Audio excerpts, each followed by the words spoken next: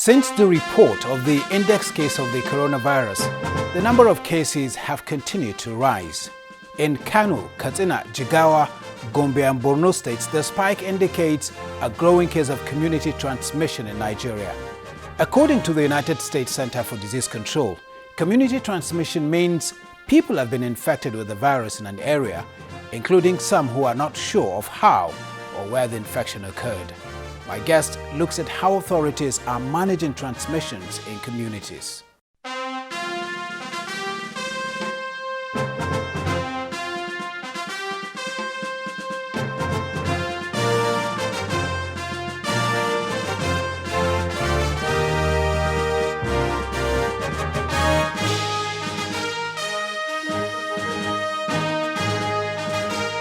Hello, it's Dateline Abuja and I am Ibrahim Adra. Welcome. For many residents of the nation's capital, complying with the personal responsibility rules as the easing of the lockdown takes effect is proving to be a huge challenge. In the suburb and the city center, there are large crowds in front of banks. Taxis and buses are overloaded, while many people are not wearing face masks. FCT in Focus looks at compliance to guidelines for the easing of the lockdown on the nation's capital. After 5 weeks of lockdown, residents of the nation's capital are back on the streets in droves.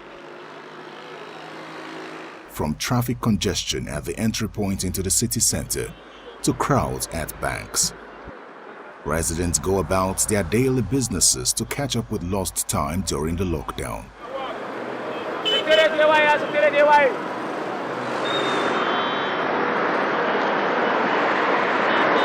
Ahead of the lockdown, the Federal Capital Territory Administration had issued guidelines for easing the lockdown. The directives are very clear. Offices are open for specific categories of staff on Mondays, Wednesdays, and Fridays, and within a specific time range of 8 a.m. to 2 p.m. So my advice is anybody who has no reason to come out based on these directives should just stay at home. We have been at home for about 4 weeks now. Another few weeks will do us good, because if we are able to maintain the level of the virus in the FCT the way it has been maintained during the last few weeks, then by the grace of God Almighty, we'll get over this. But I must caution and warn citizens that anybody who, for any reason, flouts the directives of government and is arrested, the full wrath of the law would fall on that person, because we will not allow a few citizens who are not conscious of the well-being of the majority of the citizens to put all of us at risk. From Monday, they have chosen the persons to come.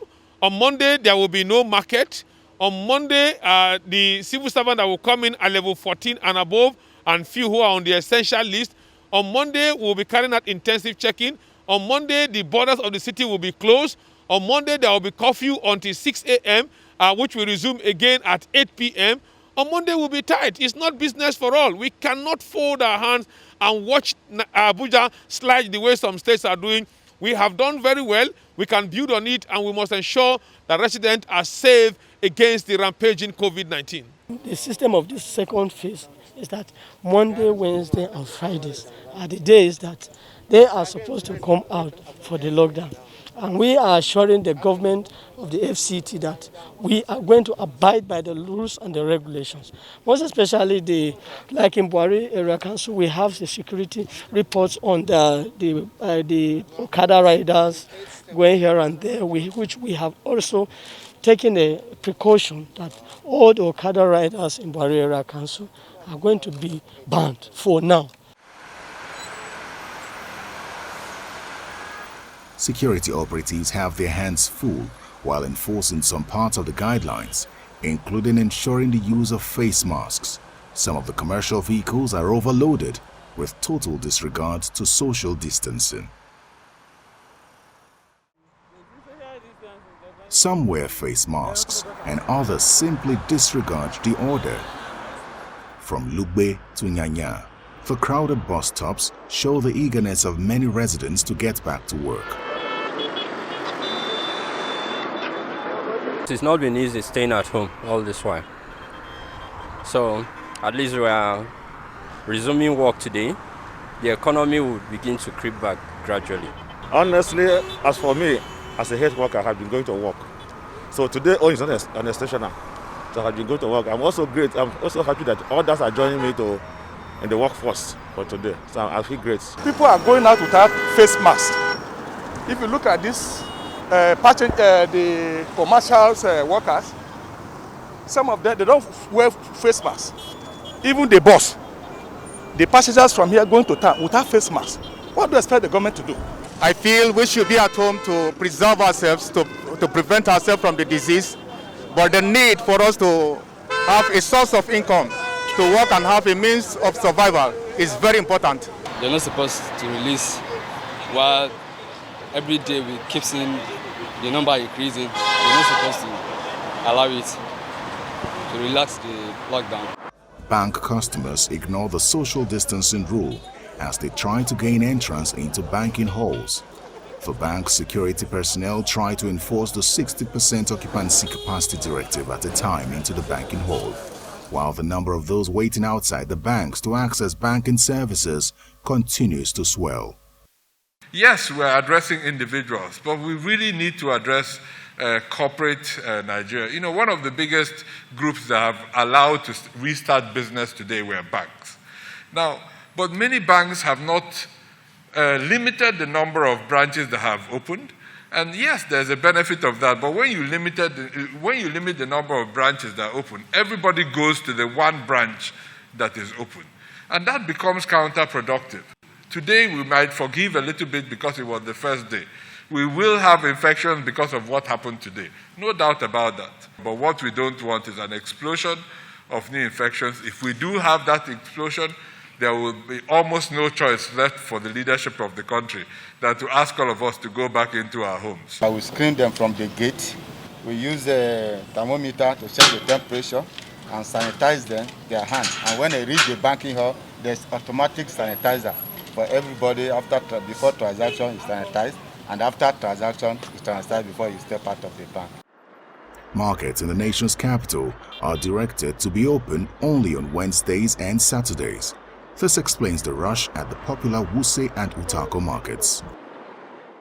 The Presidential Task Force has been monitoring the level of compliance with some of the measures, and early observations showed lack of compliance with social distancing and wearing of masks or cloth coverings.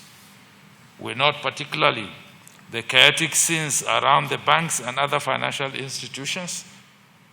We must reiterate that the danger of infection is not over. State governments and security agencies have, however, been advised to enforce the measures rigidly, and violators will be prosecuted. At the border between the FCT and Niger State, trucks are lined up trying to make their way into the nation's capital, leading to a gridlock. But the FCT police commissioner intervenes.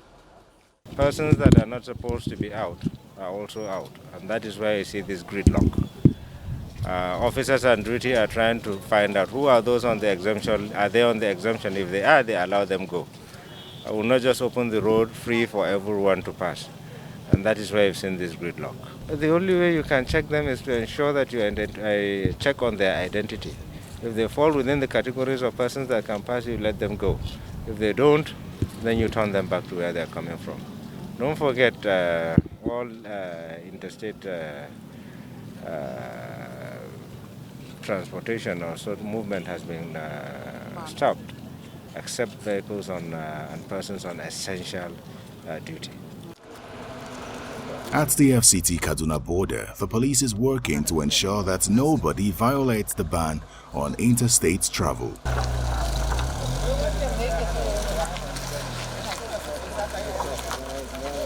The days of the lockdown should have prepared residents for what appears to be the new norm following the COVID-19 pandemic.